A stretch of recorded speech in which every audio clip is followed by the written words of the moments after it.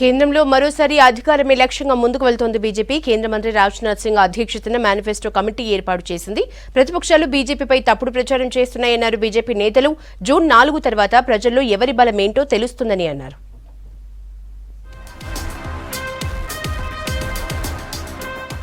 లోక్సభ ఎన్నికల మేనిఫెస్టో కమిటీని ఏర్పాటు చేసింది బీజేపీ. 27 మంది సభ్యులతో కమిటీని ఏర్పాటు చేశారు. బీజేపీ జాతీయ అధ్యక్షుడు జేపీ నడ్డా, రాజ్నాథ్ సింగ్ నేతృత్వంలో మేనిఫెస్టో కమిటీ పనిచేయనుంది.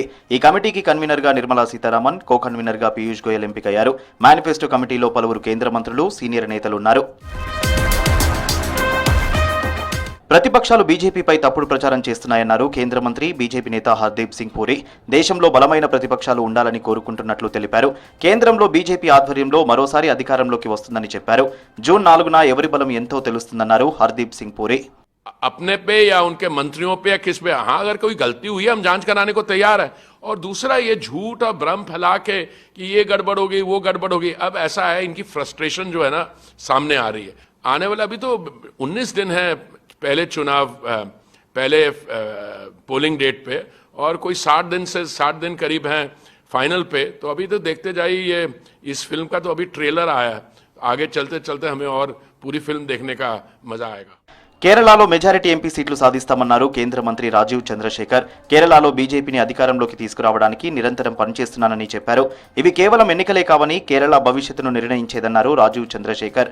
లోక్సభ ఎన్నికల్లో అనుసరించాల్సిన వ్యూహాలను కేరళ నాయకులు వివరించారు ప్రధాని మోడీ. నమో యాప్ ద్వారా పార్టీ కార్యకర్తలకు పలు సూచనలు చేశారు.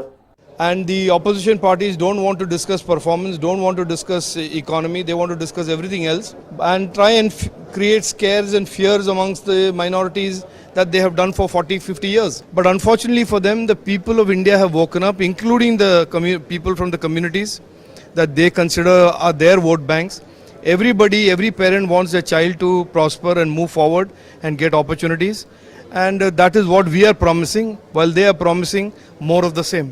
ఈ ఏడాది భారతరత్న అందుకున్న 5 ప్రముఖులకు ప్రధాని మోడీ శుభాకాంక్షలు తెలిపారు. వివిధ రంగాల్లో దేశానికి అత్యుత్తమ సేవలు అందించారని కొనియాడారు. భారతరత్న అందుకున్న 5 ప్రముఖులకు కుటుంబాలను అభినందించారు మోడీ. అరుణాచల్ ప్రదేశ్ అసెంబ్లీ ఎన్నికల్లో 10 స్థానాలు ఏకగ్రీవమయ్యాయి. 10 ఎమ్మెల్యే స్థానాల్లో కేవలం బీజేపీ తరఫున మాత్రమే నామినేషన్లు దాఖలయ్యాయి.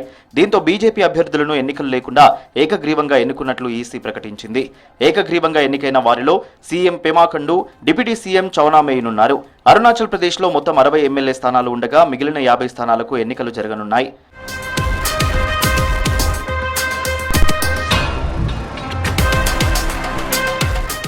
లోక్సభ ఎన్నికల ప్రచారం వేగం పెంచింది బీజేపీ.